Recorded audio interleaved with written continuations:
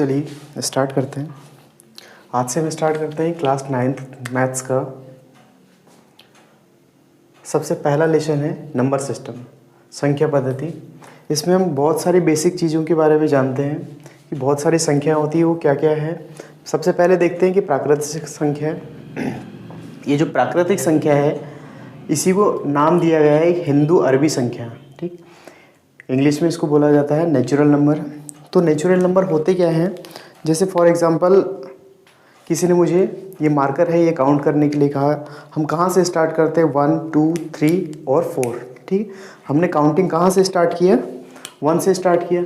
तो जहाँ से हम काउंटिंग स्टार्ट करते हैं वहाँ से हम देखते हैं कि जो स्टार्टिंग नंबर है 1 2 3 4 5 6, यहाँ से लेकर इनफाइनाइट तक, जो अनंत तक की संख्या है, ये प्राकृतिक संख्या होती है, नेचुरल नंबर होती है, ठीक है। उसके बाद दूसरी संख्या देखते हैं पूर्ण संख्या। तो पूर्ण संख्या जो है वो यदि प्राकृतिक संख्या में यदि शून्य को ऐड कर दिया जाए, यदि प्राकृतिक संख्या में शून्य को ऐड कर दिया जाए, मतलब 0 1 2 3 4 5 6 और ये कहाँ तक हो जाएगा, इनफाइनाइट तक, अनंत तक। तो 0 से अनंत तक की संख्याएं क्या हो जाएगी, पूर्ण संख्याएं हो जाएगी, होल नंबर हो जाएगी। और प्राकृतिक संख्या क्या हो जाएगी, 1 से लेकर अनंत तक जो भी संख्या है वो प्राकृतिक संख्या हो जाएगी। इसी को नेचुरल नंबर कहा जाता है, प्राकृतिक संख्या को, और पूर्ण संख्या को होल नंबर। तीसरी बात करते हैं पूर्णांक की। तो पूर्णांक में होता क्या है कि यदि हम देखते हैं कि एक संख्या 0 है, यदि 0 से बड़ी संख्या देखते हैं तो 1 2 3 4, ये कहाँ तक, इनफाइनाइट तक। लेकिन यहाँ पर एक बात देखते हैं कि यहाँ 0 से छोटी संख्याएं भी होती है, जैसे -1 -2 -3 -4, ये कहाँ तक, इनफाइनाइट तक, माइनस इनफाइनाइट तक, ठीक। तो ये जो माइनस अनंत से प्लस अनंत तक की जो संख्या है ये क्या हो जाएगी, ये पूर्ण संख्या होती है। अब परिमेय संख्या की बात करते हैं। परिमेय संख्या मतलब रैशनल नंबर। और रैशनल नंबर होता क्या है कि जैसे हम एक संख्या लेते हैं 2/3, इसको हम क्या बोलते हैं, परिमेय संख्या है, ठीक है। तो इसके बारे में देखते हैं। जिन संख्याओं को हम P/Q, जिन संख्याओं को P/Q के रूप में लिखा जा सकता है उन संख्याओं को क्या बोलेंगे, परिमेय संख्या कहते हैं। लेकिन यहाँ पर एक कंडीशन होती है कि जो है P है वो सभी पूर्णांक हो सकते हैं, सभी पूर्णांक हो सकते हैं। और जो Q है वो 0 के अलावा, 0 के अलावा सभी पूर्णांक हो सकते हैं, ठीक। यहाँ पर एक बार फिर से समझते हैं। परिमेय संख्या वो होती है या रैशनल नंबर जिसको P/Q के रूप में लिखा जा सकता है, जहाँ P जो है वो सभी पूर्णांक हो सकते हैं, लेकिन जो Q की कंडीशन है कि वहाँ पर 0 के अलावा सभी पूर्णांक हो सकते हैं। इसका मतलब यहाँ पर Q की वैल्यू 0 नहीं आना चाहिए। फॉर एग्जाम्पल हम देखते हैं कि जैसे एग्जाम्पल में देखते हैं, जैसे 2/3 है, ये क्या है, ये एक रैशनल नंबर है, परिमेय संख्या है। यदि मैं लिखूं -2/3, ये भी क्या हो जाएगा, ये भी एक परिमेय संख्या है। यदि मैं लिखूं -3/-5, ये अंश और हर दोनों नेगेटिव है, लेकिन फिर भी क्या है, ये परिमेय संख्या होगी। एक एग्जांपल मैं ले लेता हूं, -4/0, इसकी बात करते हैं। यहाँ पर देखो ये परिमेय संख्या होगी क्या, नहीं होगी। क्यों नहीं होगी, क्योंकि यहाँ पर बोला है Q का मान 0 नहीं होना चाहिए, लेकिन यहाँ 0 है। तो हम क्या करेंगे, एक एग्जांपल के लिए, जैसे 1, ये क्या है, ये परिमेय संख्या हो जाएगी। उसके बाद हम बात करते हैं, जैसे एग्जांपल के लिए 0/1, कोई यदि ये पूछे कि ये परिमेय संख्या है क्या, तो क्या हो जाएगा, यहाँ पर P में तो कोई कंडीशन है ही नहीं, और ये भी पूर्णांक है और ये भी पूर्णांक है, और नीचे क्या है, Q जो है इसका मान 0 नहीं है, इसलिए ये भी क्या हो जाएगी, परिमेय संख्या हो जाएगी, ठीक। उसके बाद हम देखते हैं कुछ चीज़ें, जैसे √4, ये क्या है, ये भी एक परिमेय संख्या हो जाएगी। उसका कारण क्या है, √4 की वैल्यू कितनी होती है, 2 होती है, और इसको हम लिख सकते हैं ये किसके बराबर होता है, 2 के, और 2/1 लिखा जा सकता है, इसलिए ये √4 भी क्या हो जाएगा, ये परिमेय संख्या हो जाएगी। ठीक, उसके बाद हम देखते हैं एक वैल्यू 22/7। ठीक, ये सारी क्या है, ये सारी परिमेय संख्याएं हैं। ओके, इसके बाद हम देखते हैं, जैसे उदाहरण के लिए एक और एग्जांपल देखते हैं 2.5। ठीक, किसी ने पूछा ये 2.5 परिमेय संख्या होगी क्या, तो हाँ ये परिमेय संख्या होगी। क्यों, क्योंकि इसको लिखा जा सकता है 25/10, और इसको सिंप्लीफाई करने पे क्या आ जाएगा, 5/2 आ जाएगा, और ये क्या है, एक रैशनल नंबर है, परिमेय संख्या है, इसलिए 2.5 भी क्या हो जाएगा, परिमेय संख्या हो जाएगी। ठीक है, और एक एग्जांपल और देख लेते हैं इसमें, जैसे इसी का एक एग्जांपल हो जाएगा 2 से 1/2। इस फॉर्मेट में यदि लिखा है तब भी क्या हो जाएगा, ये परिमेय संख्या होगी। उसका रीज़न क्या है, 2 गुणा से, ये 2 का गुणा 2 से कर दिया जाए और प्लस का 1 हो जाएगा, मतलब ये 5/2 इसको लिखा जा सकता है। तो ये भी क्या है, 2 से ही 1/2, ये भी एक परिमेय संख्या हो जाएगी। ठीक, उसके बाद बात करते हैं अपरिमेय संख्या की। अपरिमेय संख्या का मतलब ये है कि जिसको हम P/Q के रूप में, जिसको P/Q के रूप में नहीं लिखा जा सकता, ये क्या हो जाएगी, अपरिमेय संख्या हो जाएगी या इरेशनल नंबर हो जाएगा। ठीक, इसका कुछ एग्जांपल देख लेते हैं, जैसे इसका कुछ एग्जांपल देख लेते हैं, जैसे √2। ठीक, ये क्या है, वर्गमूल 2 जो है ये अपरिमेय संख्या होगी। उसका रीज़न क्या है, ये वर्गमूल के अंदर है और ये वास्तव में पूर्णांक नहीं है। ठीक, ये पूर्णांक नहीं है।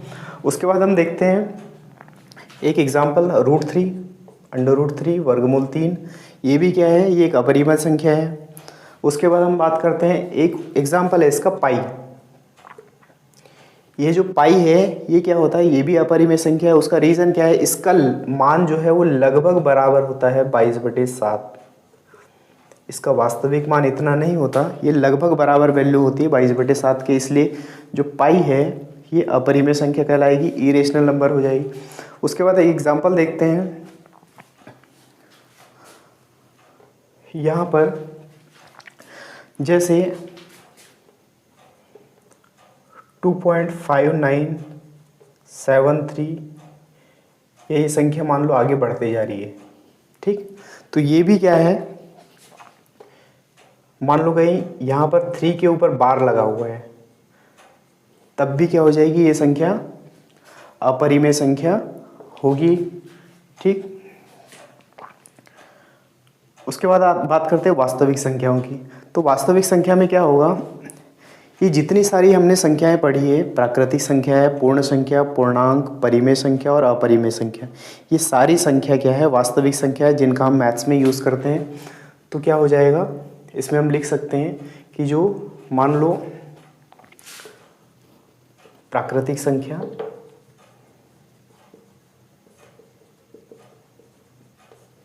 प्लस पूर्ण संख्या प्लस पूर्णांक प्लस परिमेय संख्या अपरिमेय संख्या, ये सारी संख्याएं क्या है, ये वास्तविक संख्याएं कहलाती है।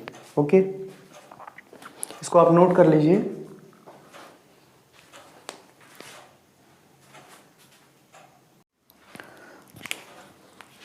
चलिए दोस्तों आगे बढ़ते हैं। सातवीं संख्या है अभाज्य संख्या है या प्राइम नंबर। प्राइम नंबर होती क्या है, एक से बड़ी वे प्राकृत संख्या जो एक या स्वयं के अलावा किसी और से विभाजित नहीं होती।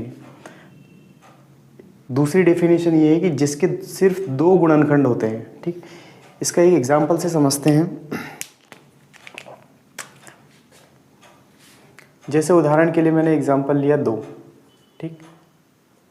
यहाँ पर हम देखते हैं कि 2 के कितने गुणनखंड हैं। यहाँ पर 2 में 1 का भाग दिया जा सकता है और 2 का भाग जा सकता है, ठीक। उदाहरण के लिए इसके आगे बढ़ते हैं 3, इसमें भी क्या हो सकता है, 1 का भाग जा सकता है और 3 का भाग जा सकता है। इसके बाद बात करते हैं 4 की। अब 4 में देखो, यहाँ पर 1 का भाग जा सकता है, 2 का भाग जा सकता है और 4 का भी भाग जा सकता है, ठीक है। इसकी डेफिनेशन से समझते हैं और ये एग्जाम्पल। तो यहाँ पर दिया हुआ है कि 1 से बड़ी वे प्राकृत संख्या जो 1 या स्वयं के अलावा किसी और से विभाजित ना हो। तो यहाँ पर देखो 1 और 1 से बड़ी, सबसे पहले तो ये है कि 1 से बड़ी संख्या, 1 से बड़ी संख्या यहाँ पर 2 है और 2 जो है वो क्या है, 1 से भाग दिया जा सकता है इसमें और स्वयं से भी भाग दिया जा सकता है। इसमें डेफिनेशन में बोला है कि 1 या स्वयं के अलावा किसी और से विभाजित ना हो। तो इन दोनों के अलावा कोई और तीसरी संख्या ऐसी है क्या जिसमें 2 का भाग दिया जा सकता है? तो नहीं है। यहाँ पर 3 में भी देखिए, ये भी 1 और स्वयं के अलावा किसी तीसरी संख्या से भाग नहीं दिया जा सकता इसमें।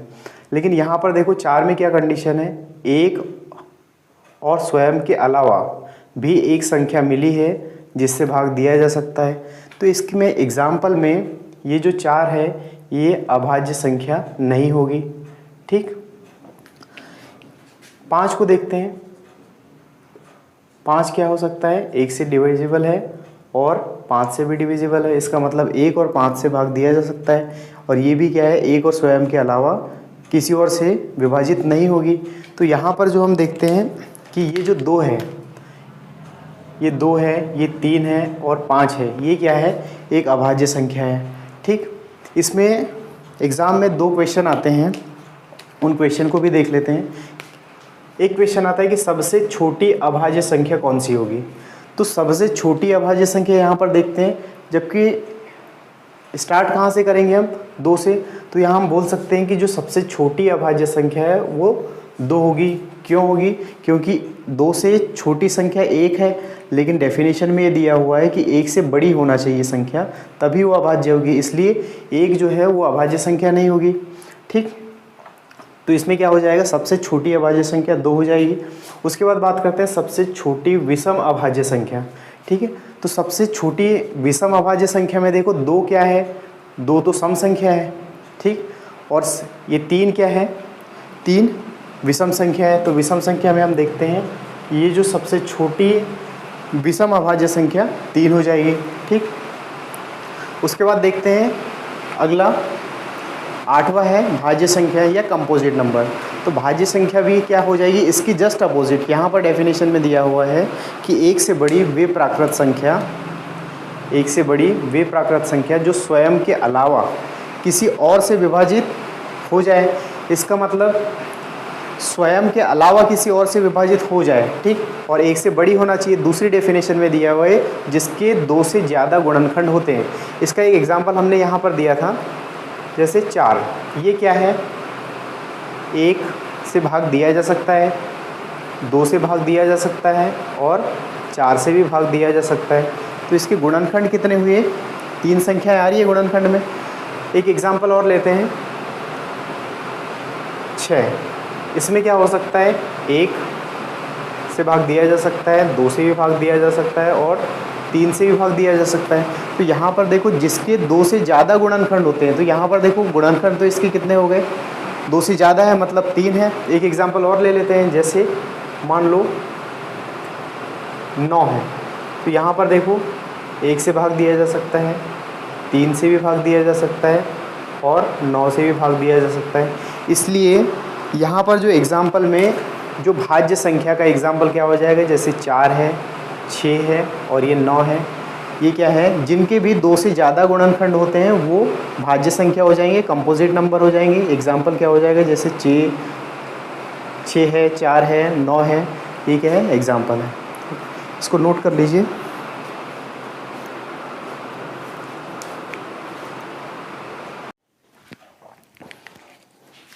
चलिए आगे बढ़ते हैं। अगली डेफिनेशन है सम संख्या की। सम संख्या मतलब इवन नंबर। यहाँ हम देखते हैं कि जो संख्या दो से पूर्ण रूप से विभक्त हो जाए, दो से पूर्ण रूप से विभक्त हो जाए, इसका मतलब वे संख्या जो जिनका दो से भाग दिया जा सकता है। जैसे उदाहरण के लिए मैंने कहा 2, ये क्या है, इसमें 2 का भाग दिया जा सकता है। 4, 6, 8, 10, इन सभी में क्या है, 2 का भाग दिया जा सकता है, इसलिए क्या हो जाएगी, ये सारी सम संख्या हो जाएंगी, मतलब इवन नंबर हो जाएंगे। ठीक, आगे बात करते हैं विषम संख्या की। विषम संख्या मतलब ऑड नंबर। ऑड नंबर वो होंगी, विषम संख्या वे होंगी जो सम नहीं होंगी। इसका मतलब जिसमें 2 का भाग पूर्ण रूप से विभक्त, 2 से पूर्ण रूप से विभक्त नहीं हो सकती। मतलब जैसे 1, 3, 5, 7, 9, 11, ये सारी क्या है, ये सारी विषम संख्याएं हैं। ठीक, जो सम संख्या में नहीं आएंगी वे संख्या विषम संख्या होगी। जैसे यहाँ पर 2, 4, 6, 8, 10, 12, 14, 16, ये क्या हो जाएगी, ये सारी सम संख्या हो जाएगी। और विषम संख्या में 1, 3, 5, 7, 9, 11 आगे बढ़ते जाएंगे तो ये इस टाइप की जो संख्या है वो विषम संख्या हो जाएगी, ऑड नंबर हो जाएगी। अब बात करते हैं पूर्ण वर्ग संख्या या परफेक्ट स्क्वायर नंबर। तो परफेक्ट स्क्वायर नंबर क्या होती है, जो संख्या किसी संख्या का वर्ग होती है। मान लो उदाहरण के लिए 1 है, ये संख्या किसी संख्या का वर्ग है क्या? हाँ, क्यों? क्योंकि ये तो 1 का ही वर्ग है।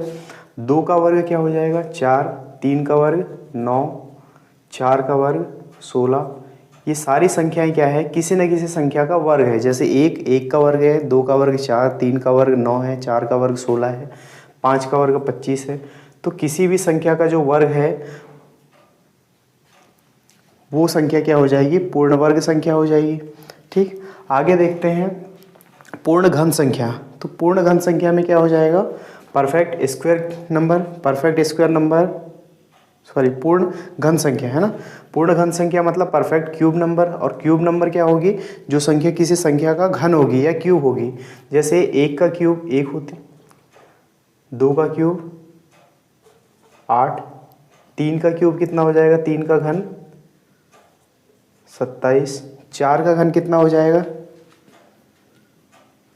64। इस टाइप की जो भी संख्या किसी संख्या का घन है तो वो संख्या क्या हो जाएगी, पूर्ण घन संख्या हो जाएगी।